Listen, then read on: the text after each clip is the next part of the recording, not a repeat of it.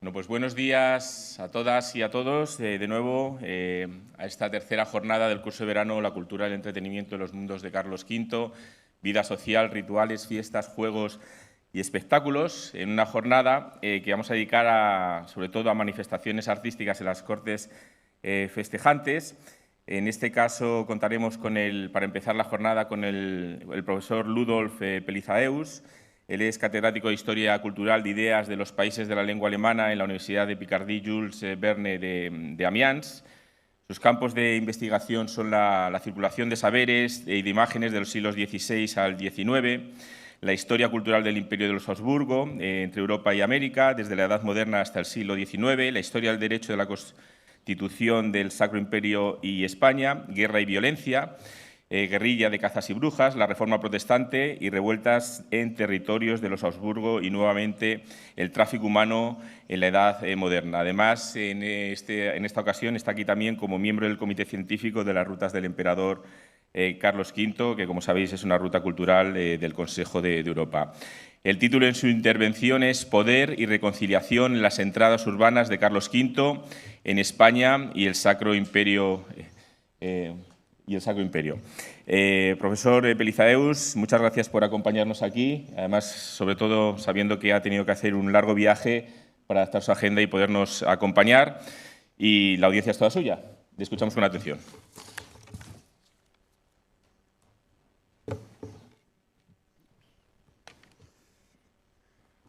Entonces, muchas gracias, bienvenidos y muchas gracias en primer lugar a Rosa Corres y a Miguel y toda la Fundación para recibirme, a ustedes para ser aquí presente y ojalá todo sea entendible como no soy hispanohablante de nacimiento.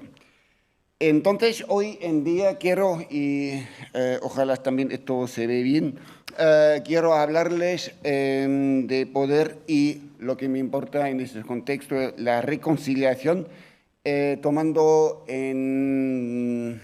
como enfoque dos entradas específicas, basándome en unos trabajos de Checa, pero también de Foucault, de Johnson, Carina Johnson, Strong, y pues parte alemán de Warnke y Marion Philipp. Y entonces, con esta mezcla de autores y títulos que han salido en francés, alemán, español y inglés, ojalá le puedo presentar algo de coherente. Hemos ya visto ayer con la conferencia de Rosa Perales unas de las imágenes que voy a emplear yo también, y entonces, como la repetición siempre es la maestra de la pedagogía, tal vez también va a ser útil de ver de nuevo ciertos de estas imágenes. Quiero proceder de la manera siguiente. Primero, corte y rebelión, luego algunas palabras sobre la corte itinerante, luego, sobre todo, con el enfoque en dos ciudades, en la ciudad de Zamora, en Castilla, comparándolo con la ciudad de Nuremberg, en Alemania, a través de los capítulos 3 y 4. Si en estos días dirigimos nuestra atención principalmente al significado de la representación cortesana, lo hacemos para comprender mejor ciertas estructuras sociológicas del poder y de distribución del poder en el espacio público. Aquí queremos echar un vistazo cómo, en situaciones muy diferentes, se crearon actos performativos a través de entradas festivas que tenían un carácter ritual. Gracias a ellos se podía crear órdenes, pero también restablecerlas. Esto era posible porque todo se pasaba delante de un público y la expresión se realizaba en forma teatral. La situación era particularmente complicada si un orden tenía que ser restablecida. El orden podía ser roto cuando se había producido una revuelta, un levantamiento, una desaviación. Esto significaba que la relación entre gobernante y súbditos se veía perturbada por una ruptura como este acto de resistencia política o bien por un acto de reforma religiosa como acto de ruptura del orden religioso. Solo la entrada ostentosa del emperador con su corte, tal es el mensaje central de mi ponencia, hizo posible el retorno a un orden establecido. Entonces hablamos sobre todo de... ¿Cómo yo?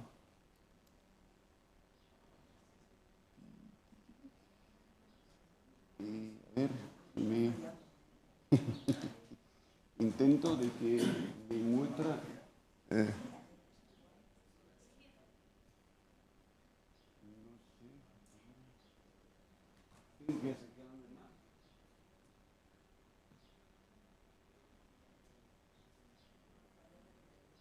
Ahora sí.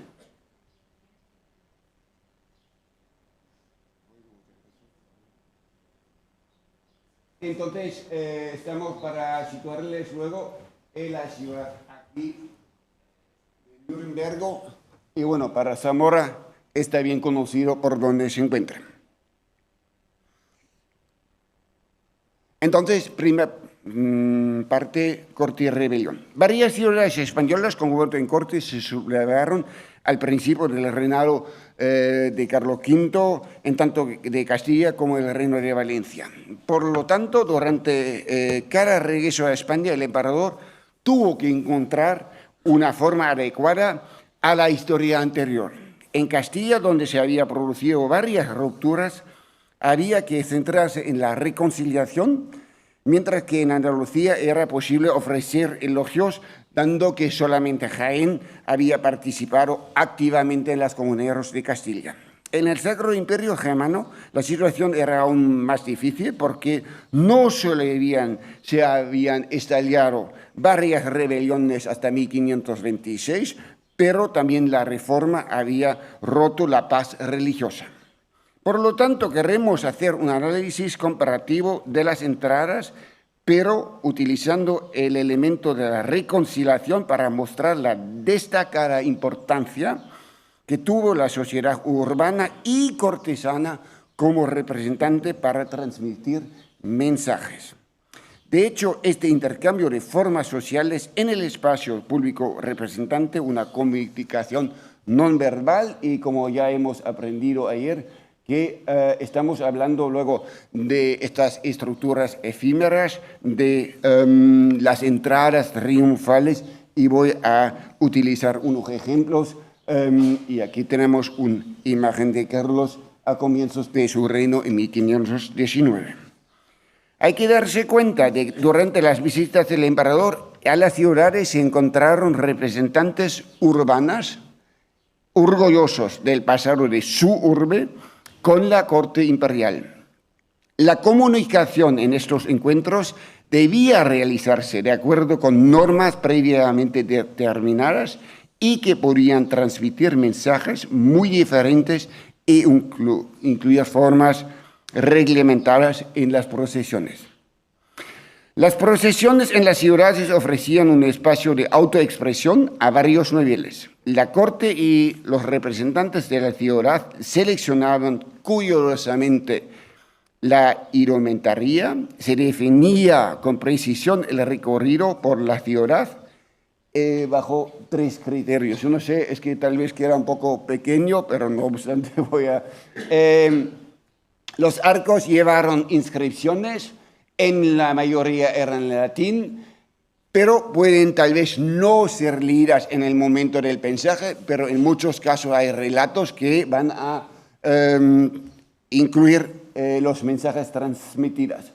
Luego hay las personas que han aparecido en los arcos, que ahora hacían referencia a la antigüedad, y luego hay los elementos arquitectónicos.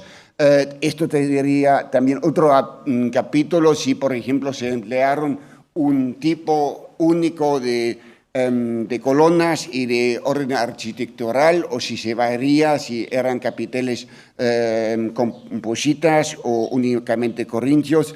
Es que esto sería otra conferencia, pero solamente para indicarles que hay un lenguaje muy variado, con muchos niveles, y que aquí solamente puedo focalizarme en unos ejemplos. En la propiedad sisma, por encima, las estructuras del poder tenían que mantenerse y ser demostrado al mundo exterior. No solo la ciudad tenía que enfrentarse al emperador como identidad, sino el ayuntamiento debía demostrar que eran ellos que controlaban la ciudad. Los roles debían entonces definirse con precisión y encajar una función simbólica. Y entonces, solamente para tener de nuevo, hemos ya visto esto como imagen, como una imagen idealizado. Hemos también visto ayer ya uno del Tratado de Serlio de 1545, pero así tenéis, de cierto modo, esta imagen, cómo se debería llegar y imaginarse una ciudad. Lo difícil era que las ciudades, en muchos casos, no correspondían a esta imagen idealizada. Es decir, otro que simplemente meter un arco era la intención de meter unas calles rectas, y sabemos que en unos casos le pusieron los arcos porque luego había una curva, y una curva absolutamente se tenía que evitar. Según el modelo renacentista, se tenía que seguir todo recto. Entonces, en unos casos son o bien para delimitar espacios de poder, por ejemplo, de la parte de la iglesia, de la parte de los comerciantes, de la parte del cabildo, o bien para responder a ideales y a caminos que se tenían que respetar.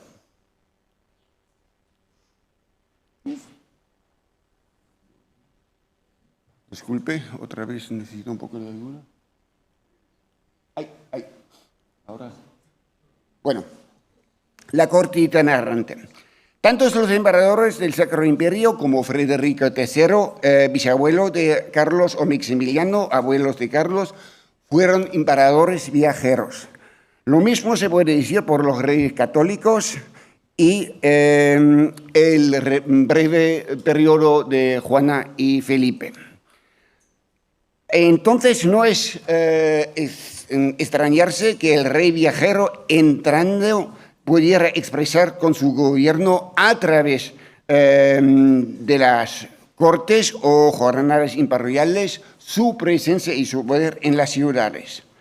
Carlos I V tuvo que utilizar las ciudades de sus reinos españoles como, por otro lado, precisamente las ciudades imperiales, como pilar del poder imperial.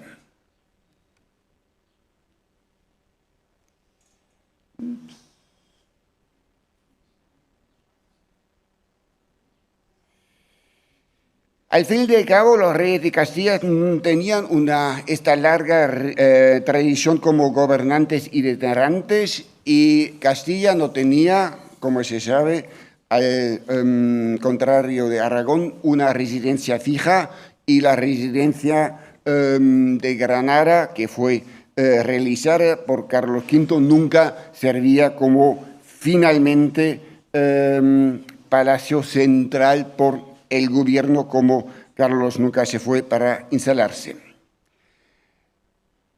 Ahora pasamos a los viajes de Carlos V. Acá tenéis un mapa, bueno, es que no se ve con mucha facilidad, pero es que lo importante, en primer lugar, es que se ve un poco el recorrido y la cantidad de ciudades en las cuales Carlos V entraba. Los puntos que son un poco más grandes son como 3 a 5 días, los pequeños 1 día. Y por supuesto no se puede aquí ver todas las ciudades. Pero si hablamos de unos pocos entradas, ahora voy a centrarme en 4. para que tenéis una idea que estamos hablando de mucho más. Aquí tenéis el mapa más detallada, aquí donde se aparece Innsbruck, Augsburgo. Estas son las ciudades por las cuales pasaba varias veces hasta aquí. Entonces, gente, brujas, aquí los Países Bajos, o aquí... bueno, para Castilla, bueno, se sabe bien, por supuesto, Molinos del Rey, con comienzo de su gobierno, aquí la salida por La Coruña, aquí en Castilla la Vieja, y la frecuencia con la cual estos entradas se reproducieron. Entonces hablamos hasta finalizar con 1541, la entrada en Nuremberg, de 3 viajes a España. El viaje de 1522-26, el principal objetivo era de consolidar su poder y su boda en Sevilla. Luego, en 1528-29 y 33-34, se trataba de administrar el poder. Carlos fue, esto hay que imaginarse siempre también, de figuras claves por su viaje de 34 de la alta nobleza castellana, entre ellos, por ejemplo, Íñigo de Velasco, conde estable de Castilla, Juan Zúñiga, conde de Miranda, Martín de Salinas. Martín de Salinas era un representante por Fernando, pero también había participado en los comuneros. No hay que olvidarlo. Es que decir, un antiguo comunero como embajador de su hermano participando en este viaje. Pedro Pérez de Cabrera y Boadilla, conde de Chinchón, Juan II Fernández, etcétera, que eran a la vez grandes terratenientes en Castilla. Es importante luego que nos damos cuenta que entonces no se trataba únicamente de encontrar su corte y Carlos V, sino también la nobleza, entonces el encuentro entre síboras y la alta nobleza. Cada presencia de Carlos en España tenía que ser una muestra de su legalidad y de su poder hacia contestaciones por legalidad. Entonces, la presencia de alta nobleza y corte en la sociedad cortesana podía un acto de confirmación del poder.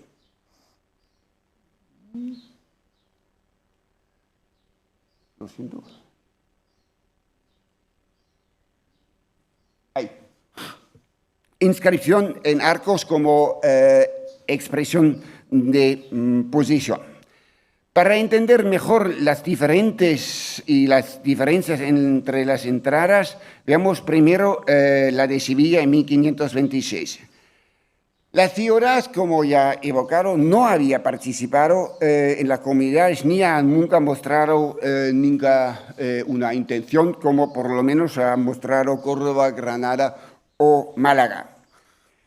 Entonces fue sin duda elegida por estas razones, es decir, por su lealtad, y se pusieron 8 arcos que se ve aquí en el mapa, no menos de 8 arcos de triunfo, que aquí se puede ver bien el camino, que no era tampoco el camino directo como se puede ver aquí.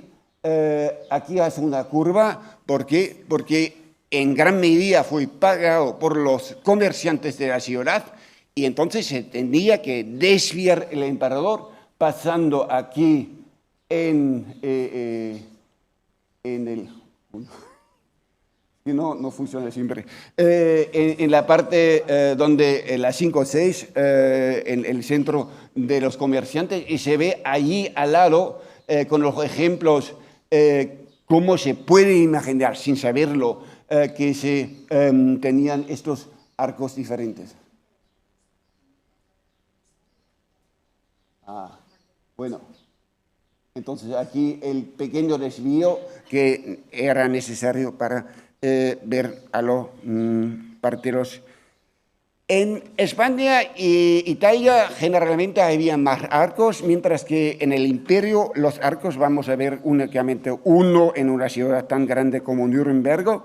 Eran mucho más grandes, incluso con instalaciones técnicas, y servían también como escena, es decir, para meter no únicamente el arco como tal, pero también con orquestas y otras instalaciones. Bueno, aquí vemos, no tiene que ver nada con Carlos V, pero por lo menos nos da una idea de estos arcos efímeros, donde aquí se ve exactamente que solamente es una fachada y que detrás no tiene que encontrarse nada, es decir, puede ser simplemente una construcción de madera pintada con figuras, pero nada más, pero por supuesto con mensajes.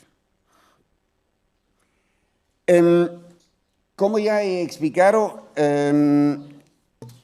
estos son portadores de sentido. Son importantes en el sentido que llevaron estas inscripciones y por lo tanto estaban dispuestos a transmitir mensajes. Estos mensajes se podrían encontrarse como se ve aquí. Hemos ya visto estos ejemplos aquí de Messina, pero también aquí de Génova, de 1533. Aquí se ve las cartujas que, por supuesto, fueron acompañadas siempre de imágenes, pero esas cartujas aquí y la parte central, donde se podía meter mensajes, un mensaje o varios mensajes. En cuanto a estos mensajes, hay que ver que se puede distinguir de varios niveles en cuanto al contenido, e intento luego mostrarles. Acá tenemos el ejemplo que hemos también ya visto ayer de La Palma. No conocemos el tipo que se han empleado en Zamora, pero podemos imaginarnos que fue algo de parecido. Aquí tenemos el Iyal, que es el de Florencia, que responde mucho más al modelo de antigüedad.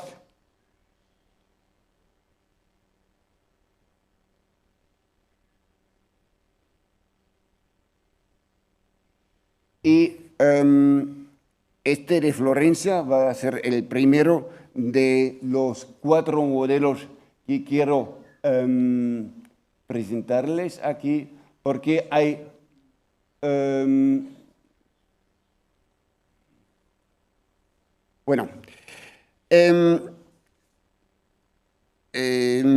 acá entonces con estos 4 modelos que tenemos, y no voy a Manuel está aquí presente en cuanto a experto por el latín, entonces entra en todos los detalles, pero hay 4 modelos de presentarse como ciudad delante del emperador. Aquí hay este de Florencia, que es la devoción total, porque el Medici regnante en la ciudad era en una situación muy débil y entonces mete incredere urben Caesar majestatis tua devotísima. Entonces la devoción se encuentra en primer lugar. Luego también tenemos algo como por ejemplo Sevilla, que mete el enfoque en una divi caroli maximi prudencia incomparabili. Y luego también aparece la ciudad, Senat Populusque Hispalensis, entonces de la parte de la ciudad. Entonces es una alabanza del rey emperador. Luego tenemos otro tipo, ya más no conocemos la inscripción de Zamora, pero podemos imaginarle que tal vez era un poco comparable a la de Messina. Messina, una ciudad pequeña, entonces un tono sí orgulloso, pero sin presentarse con el mismo orgullo como la ciudad de Sevilla. Entonces yo he cambiado aquí de mameritinos imperiales, César Carolus V, Augustus Christiana Rey, Imperatorem servando senat populusque zamorensis. Entonces hay aquí la ciudad de Zamora, o en el caso más extremo, el de Nuremberg. Nuremberg no da alabanzas al emperador. El Nuremberg lo que hacen es que llamar la atención que el emperador tiene que cumplir sus deberes. Para ser subyectos debe la superbos convenit ingenio. Entonces hay que llamarle qué son sus deberes. Es una cosa completamente opuesta a la situación que podemos encontrar como inscripción en Florencia e incluso en Florencia o en Sevilla. Bueno, entonces voy a intentar ahora pasar a los dos ejemplos, sobre todo primero en Zamora. Zamora, no debemos que olvidar porque tiene importancia luego, dominaba el sector de la producción de la lana y por lo tanto era un punto de subrayar. Luego, el segundo punto, sus relaciones con Portugal y Galicia y su antigüedad desde la época romana.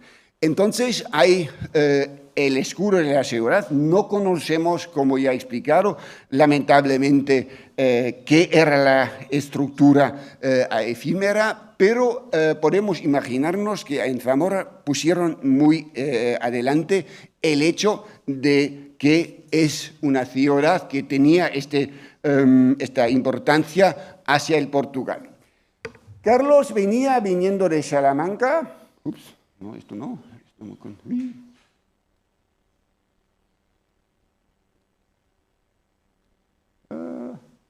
No.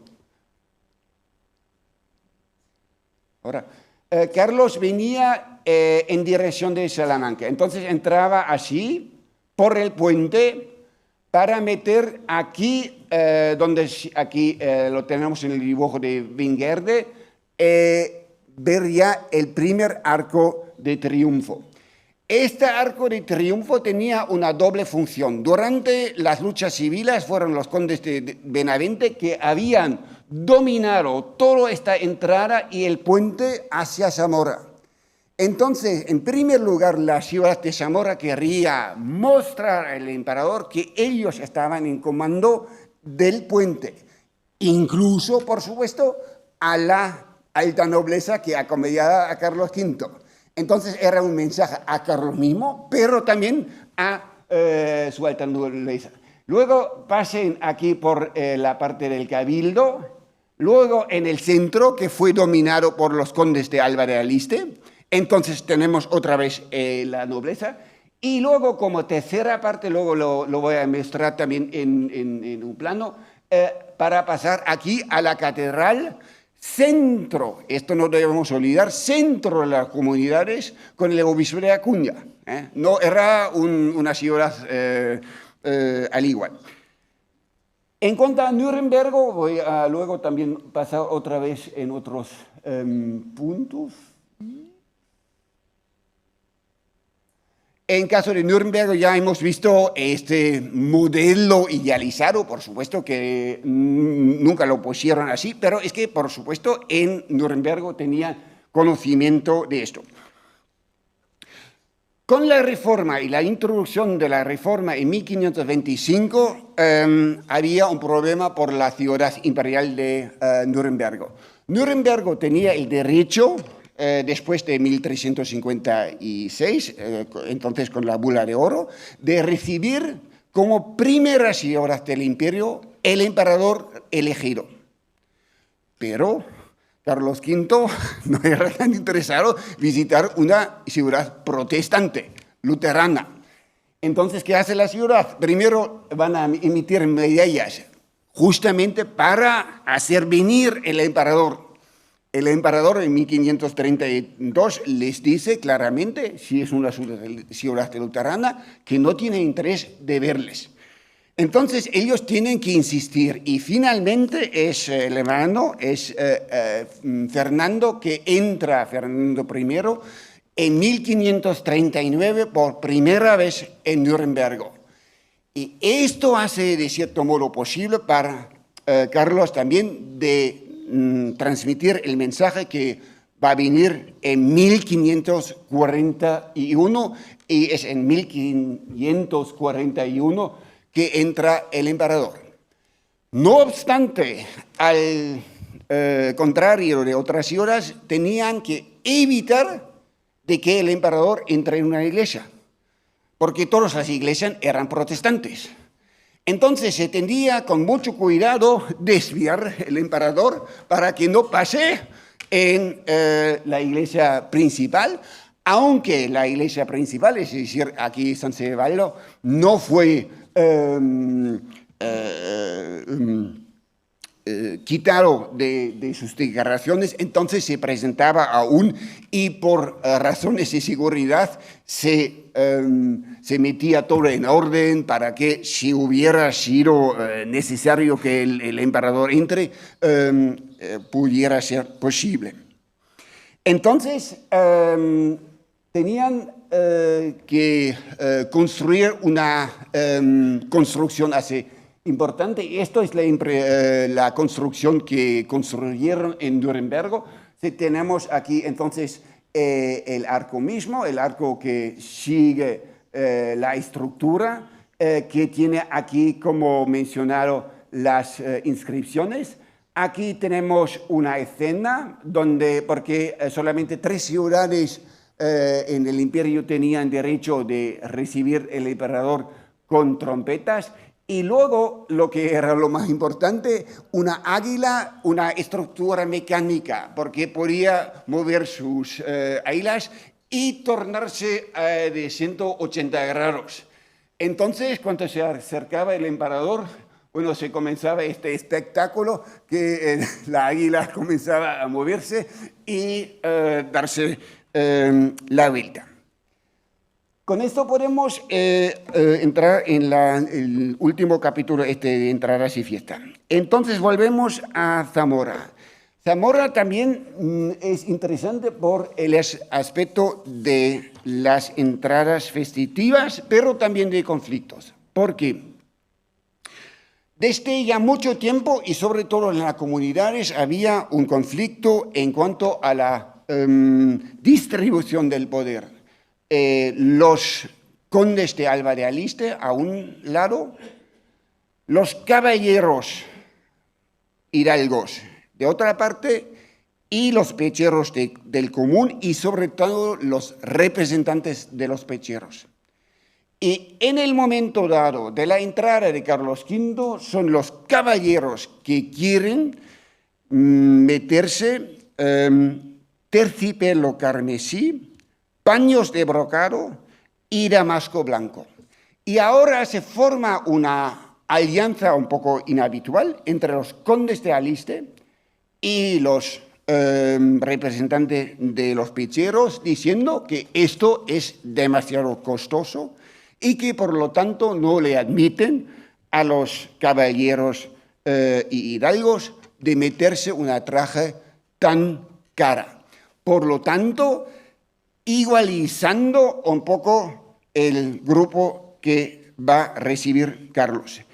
Y por lo tanto, luego si entra el emperador, se desarrollan las fiestas, los juegos de canas y luego corridas, que son también, nunca debemos olvidar esto, utilizados para canalizar la violencia que podía producirse en una tal ciudad. Cuanto al camino, como ya he indicado, el de Vinguerde pasa por aquí, luego pasa aquí, primero en el centro donde hay el cabildo, luego pasa por aquí, que es el Palacio de los Condes de Alba del Este, y finalmente por la catedral, y otra vez la celebración de la misma, la celebración de la misma con el cardenal Talavera era mucho más que simplemente una misa, sino una reconciliación también con la Iglesia, dado que el obispo de Acuña era el principal comunero y que fue Carlos V, que le condenaba a muerte y que fue incluso culmado por el Papa por este acto. En Nuremberg la cosa se, solamente para que se pueda ubicar, aquí acá en rojo, en Nuremberg la cosa era un poco diferente. No había una armonía total dentro de la ciudad y tenemos esta imagen de Dürer aquí a la izquierda que muestra el campesino con el cuchillo clavado en la espalda como, de cierto modo, expresión de la traición por parte del cabildo de la ciudad, pero por lo menos la situación era más o menos pacificada.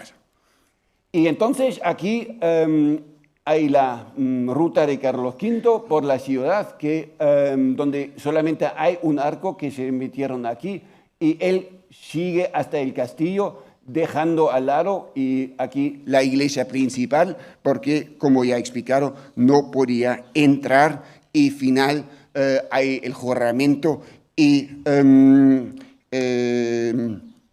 fuegos artificiales como no se tiene el costumbre de celebrar corridas. Con esto voy a llegar al resumen. 3 puntos me parecen importantes. Primero es que todas las actividades, los desplazamientos se inscriben en una actividad de una corte itinerante y una larga tradición después de Federico III, Maximiliano. Entonces ya tenían el costumbre de este tipo de representación. Segundo, es el momento de la comunicación simbólica a través de las arquitecturas que también podían meter o transmitir mensajes inscritos en las inscripciones. Y tercero, se puede dar momento a hacer surgir tensiones previamente ocultas.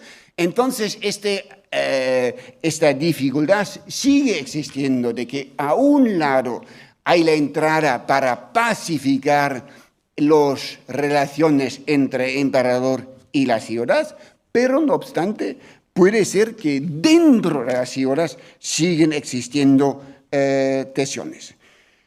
Entonces, así el encuentro, el teatral sirve a través de un proceso jurídico y sociológico a la pacificación e integración de los ciudadanos en el imperio de Carlos V. Muchas gracias por su atención.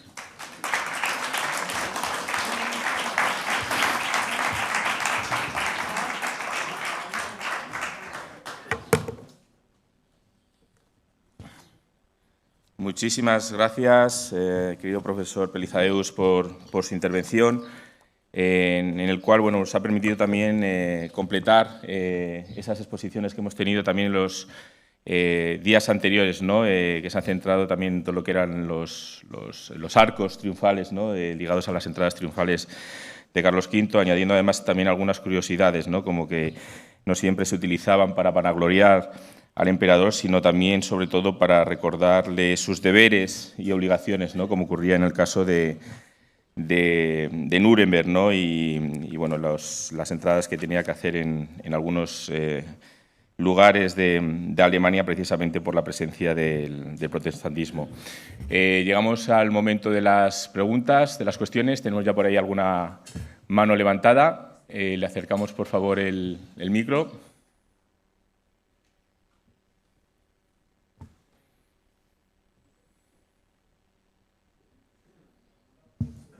Sí, te presentas, por favor. Sí, buenos días. Javier Ibarrondo, de la Universidad de Salamanca. Lo primero, una ponencia magnífica, desde luego. Lo segundo, tenía yo una duda sobre toda la ponencia, sobre la figura de Nuremberg. Claro, la ciudad de Nuremberg se encontraba en una situación muy peculiar para ella, al igual que muchas otras ciudades del imperio y partes del imperio en el momento de la Reforma, como usted ha dicho, por el caso de no poder disponer de las iglesias, no poder disponer de otros centros de culto para el emperador. Y en general sería normal pensar que parte del gobierno de la ciudad, parte incluso del campesinado, del clero de la ciudad, podría haber cierta adversión hacia la figura del emperador católico. ¿Por qué el caso de Nuremberg sí que tenía tanto interés de recibir una visita, de recibir a lo mejor una gracia del emperador, en comparación con otras ciudades que pueden ser más abiertamente hostiles por su posición como protestantes?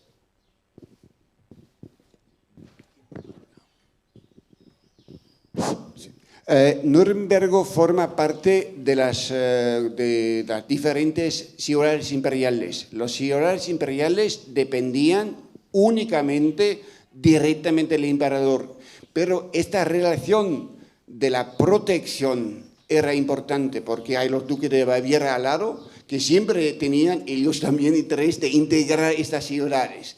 Entonces, solamente con el apoyo del emperador ellos podían sobrevivir. Y, primer punto. Segundo punto, tenían un interés altísimo en el comercio con las Indias. La ciudad de Nuremberg, las fugas dependían altamente del comercio. Entonces, en el caso de una ruptura o en caso de problemas para los representantes medio luteranos en Sevilla, es que hubieran tenido varios problemas. Entonces son las dos cosas. Esto también se muestra como Sevilla, que pasen por el barrio de los comerciantes, se dejen pasar Carlos V y toda la entrada por el barrio, porque tanto en Sevilla como en Nuremberg es el dinero, son los comerciantes, las personas las más importantes que mandan la ciudad. Y entonces integraron más o menos la población, pero sí es cierto que habían también otras ciudades menos interesadas, pero generalmente pasa, Carlos lo sabe, pasa el emperador por muchas ciudades imperiales. Muchas gracias. ¿Alguna otra pregunta por allí? Al fondo, por favor. También animamos a los que nos están siguiendo online a hacer sus preguntas a través del chat de la plataforma o de YouTube. Hola, buenos días. Soy Diego Izarra, de la Universidad de Burgos, y mi cuestión es la siguiente. ¿Por qué en una ciudad como Zamora, que has comentado varias veces, profesor, que la verdad ha sido una exponencia exquisita, una ciudad como Zamora, vinculada también bajo el poder eclesiástico del obispo Acuña y a la revuelta de las comunidades, dentro de esa arquitectura efímera, que estaba vinculada también a la pacificación y a lo que es la entrada del emperador, ¿de alguna forma quedaba algún vestigio o alguna tensión reflejada dentro de lo que era la ciudad? Aún así, la ciudad le siguió lanzando algún mensaje pequeño al emperador, pese a intentar recuperar una buena relación con él. Muchas gracias. Sí, es que el emperador se da cuenta de estos conflictos, es decir, lo voy a explicar más largamente en el artículo una vez que va a ser publicado. Este conflicto sobre el vestimiento pasa primero por el Consejo de la Ciudad, pero los pecheros no tienen voto en el Consejo de la Ciudad, por lo tanto ellos se dirigen al Consejo Real. Y es el Consejo Real que toma la decisión y dice claramente que los caballeros de la ciudad de Zamora no tienen derecho a meterse en terciopelo. Y entonces así toda la corte se da cuenta antes de entrar que este conflicto sí existe.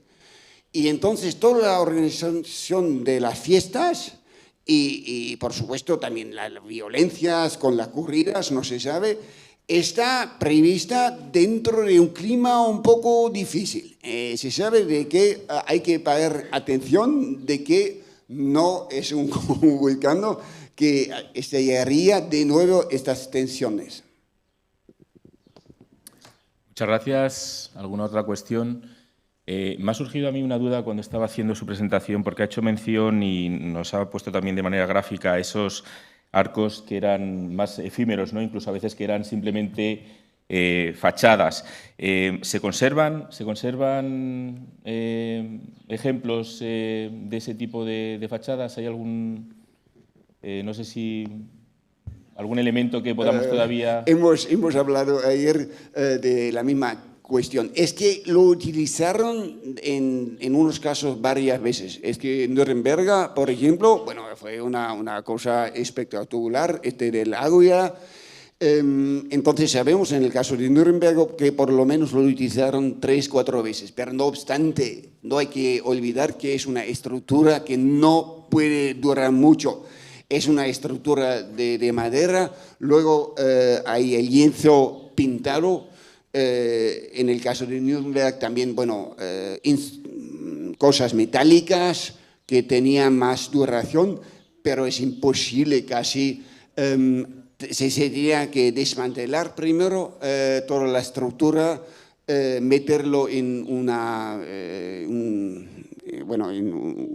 lugar y luego no se podía salir. Entonces, son cosas que tal vez le utilizaron 3-4 veces, pero no se ha sobrevivido nada, salvo en unos casos los dibujos, diseños que tenemos, o bien descripciones, pero también hemos hablado ayer sobre esta pregunta, que en el contexto italiano tenemos más dibujo, en el contexto alemán y español tenemos que tener, si hay, descripciones, pero no tenemos normalmente ilustraciones. Palma es uno de los raros ejemplos donde sí dispongamos de una ilustración.